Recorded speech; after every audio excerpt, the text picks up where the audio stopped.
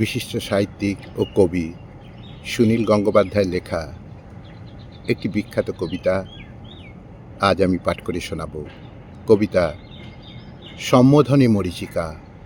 শুরু করছি। চিঠিতে তোমাকে সম্বোধন করতাম, ওগো মরীচিকা, তাই না? তখন বয়স ছিল 23, মরুভূমিটি দিগন্ত ছড়ানো, আর সবসময় তৃষ্ণায় আমার গলা শুকিয়ে কাঠ। তুমি কখনো কখনো দাঁড়াতে এসে ঝুল বারান্দায়, সমুজ্জ্বল দন্তরুচির হাসিতে এক পাশে মুখ ফিরিয়ে ছড়িয়ে দিতে ছাতিম ফুলের মতো কিছু পরাগ রেণু। তারপরেই আমার জ্বর হতো। দেখা, চেনা, হাসি, কিন্তু কাছে ডাকতে না। জ্বর হলেই আমার চিঠি লেখার ইচ্ছে হতো খুব।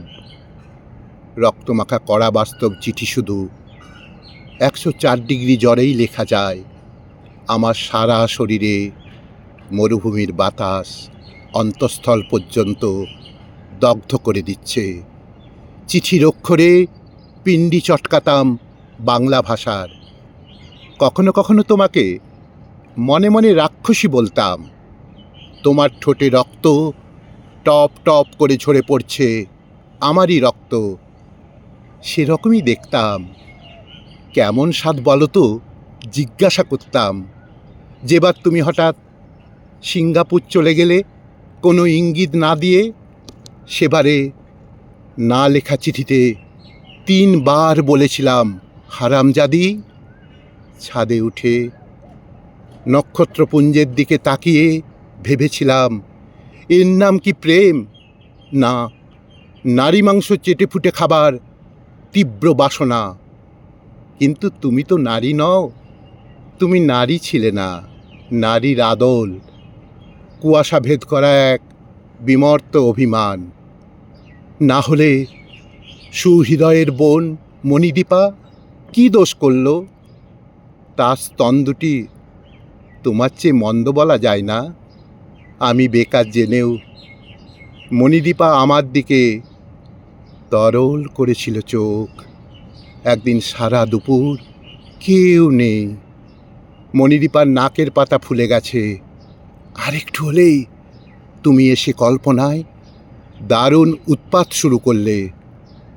তোমার কাছে আমি দাসখত লিখে দিইনি, যদি একটা দুপুর মণিদীপার সঙ্গে। তারপর সব মুছে ফেলা যেত, তবু পারিনি।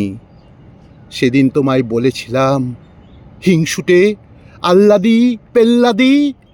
তুমিও আমাকে 2-3টে চিঠি লিখেছিলে। না, মোট 5টা। ঠিক মনে আছে? কি সম্বোধন করেছ? শুধু নাম, তাই না?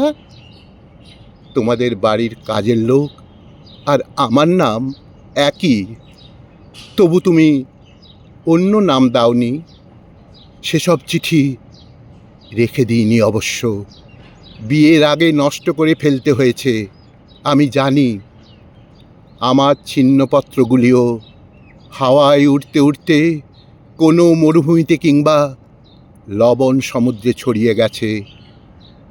সরকারি কাজে বাইরে যাচ্ছি, এয়ারপোর্টে হঠাৎ দেখা, অনেক বছর বাদে একটুক্ষণের জন্য। মনে আছে কী সব এলেবেলে কথা হলো, ইংরেজিতে যাকে বলে স্মল টক।